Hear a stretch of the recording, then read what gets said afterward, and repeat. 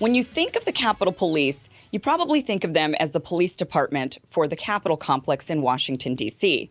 You might not even realize that the Capitol had its own police force before the events of January 6th. Now, what makes the United States Capitol Police Agency interesting is its jurisdiction. The USCP was actually created by the legislative branch of government. It's a federal agency, and its task is to protect the members of Congress, officers of Congress, and their families. Besides protecting the Capitol complex, which is about 2 square miles, the Capitol Police can also be found in the 200 blocks surrounding the complex, ensuring its security. But their jurisdiction doesn't stop there. As long as they are performing protective functions over members of Congress and their families, which is a very broad definition, they actually have jurisdiction throughout the entirety of the United States. Yes, the USCP is another federal law enforcement agency. And guess what? They just announced their expansion. The Capitol Police are opening up field offices for the first time in San Francisco and Tampa with the intention of adding more cities very soon. What is the purpose? They say they need to be out in the field to investigate threats to Congress. And apparently, according to the agency, deep blue San Francisco and moderately liberal Tampa have the highest concentrated number of these threats that apparently need Capitol Police investigation. Now, typically, these types of investigations are handled by the FBI, but the USCP, with their newly expanded budget, thanks to Democrats overly funding the police, have found themselves with enough cash to expand to the states. Not only that, but the agency also has secured from the Department of Defense military-grade surveillance equipment. The new PSSGM units the agency acquired provides high-definition surveillance video and are enabled with night vision. Apparently, the data from these devices can be combined with sensor data to create a pattern of life analysis on suspects. Now, what else do they have? Not sure. Speaking to the Washington Times, a Capitol officer said, quote, "Hopefully you can understand it wouldn't be smart of us to tell the world all of our capabilities." So who are the suspects and why will some people be targeted? Well, we may never know because the Capitol Police are technically a part of the legislative branch. They are not subject to the Freedom of Information Act. That's right. You can request transparency from the CIA, the Secret Service, the FBI, and every other law enforcement agency except the Capitol Police. So now we have a federal law enforcement agency with an overbloated budget and military-grade spy equipment that's expanding to its offices throughout the country with zero transparency. Does anyone see the problem here? And it gets worse. The Capitol Police Chief reports to the Capitol Police Board. The Capitol Police Board is made up of 3 people, the Senate and House Sergeants at Arms and the Architect of the Capitol. Both of the Sergeant at Arms are appointed and report to the leaders of the respective chambers. So as you work your way up the chain of command, you end up with the Speaker of the House and the Senate Majority Leader. This means currently Nancy Pelosi and Chuck Schumer are indirectly or maybe directly in charge of the police force with zero transparency, spy gear, and jurisdiction everywhere. Now, those of you on the left saying, yeah, but those right-wingers need to be investigated, look at what they did. Remember when I said the first 2 field offices are in liberal San Francisco and Tampa? The surveillance state is more often than not used on liberals who look to append the hyper-capitalist, elitist-run society than anyone else. And it's not that I'm afraid of Nancy and Chuck in particular. It could be any 2 hyper-partisan leaders from either party abusing the power of their newly expanded partisan secret police guard. Today, it's the left who are hunting right-wing QAnon conspiracy theorists, but who will it be tomorrow? The expansion of these agencies and power is never temporary. This is the beginning of Patriot Act 2.0, and it stems from the narrative that dangerous insurrectionists are an imminent threat to our democracy. You know, Ryan, I just see this as another threat of weapons of mass destruction as, being used to expand the surveillance state. I mean, that's my big fear with this. Yeah, it's an incredibly destructive potential. I think you're very right to put your finger on it. The idea that the Speaker of the House or the Senate Majority Leader would have these sophisticated armies at their disposal should be really disturbing to people. I mean, let's say you have a Speaker of the House who is, of course, by nature, they're a very political creature. If they wanted to infiltrate some type of protest movement in the opposition party, they could then direct the Capitol Police to say, look, we've been getting threats from this organization, whether it's a Tea Party group or it's Black Lives Matter, And so we need to infiltrate this group, and so that we can root out the people that are making these threats to us.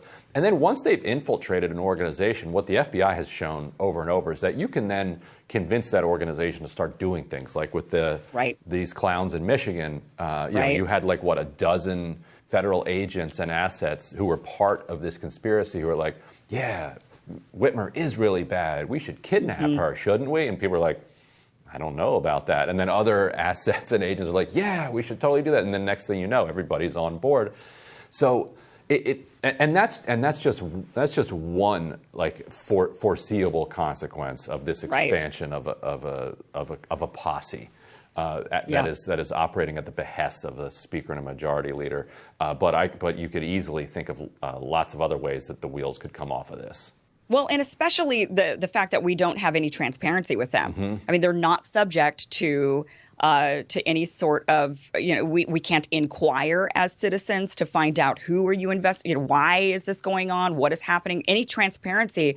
They're not subject to it because of the way they were formed, by being formed directly under the legislative branch. They're technically a part of the legislative branch, and so they're not subject to any of that. So that is extremely alarming. I think that the vast majority of people do not realize the power of Capitol Police.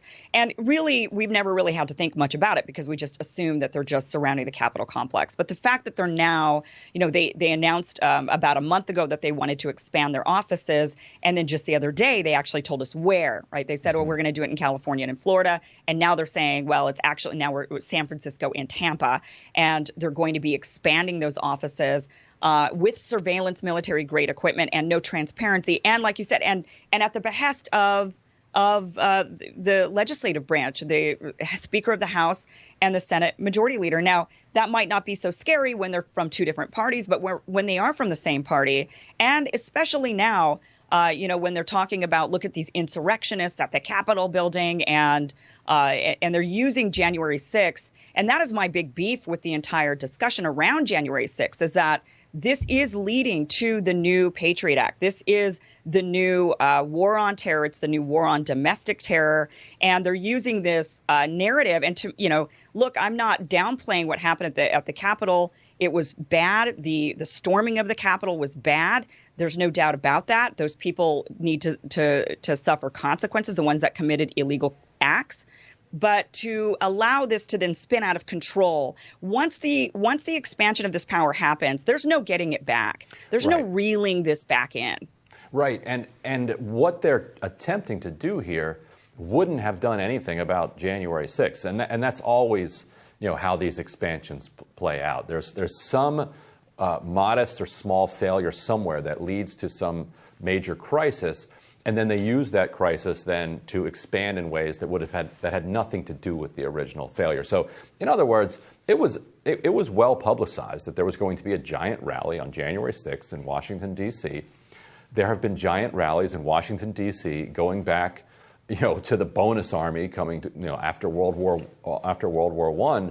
And Washington, D.C., knows how to handle these giant rallies. You just put an extra couple layers of security around the buildings that you want to protect. Instead, and this is why the commission is important, it was like a normal Monday, Tuesday, or Wednesday in Washington, D.C. A couple of guys at each door and a couple of those little bike racks that they put around the Capitol. Right.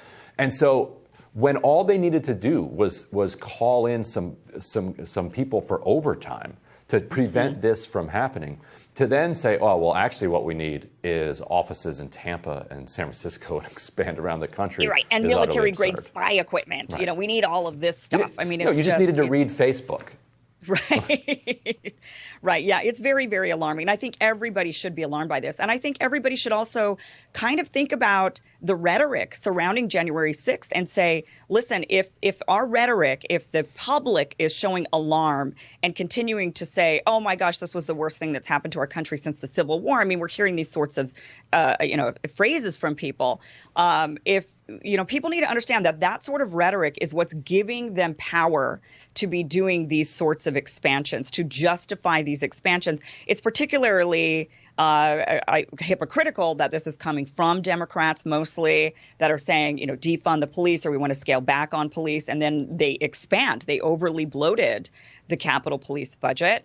And now look at what they're allowing the Capitol Police to do as a federal agency. And so people do need to, I think about these words. When we talk about things ad nauseum, it just gives these lawmakers power to do things rather than putting that money towards things that are actually going to help the American people. And it's good you're saying this now, because one piece of good news is that even though half of the squad caved to allow this $1.9 billion to go through, the Senate still hasn't come to an agreement on what that package is going to look like. So with enough pressure, this could still be rolled back.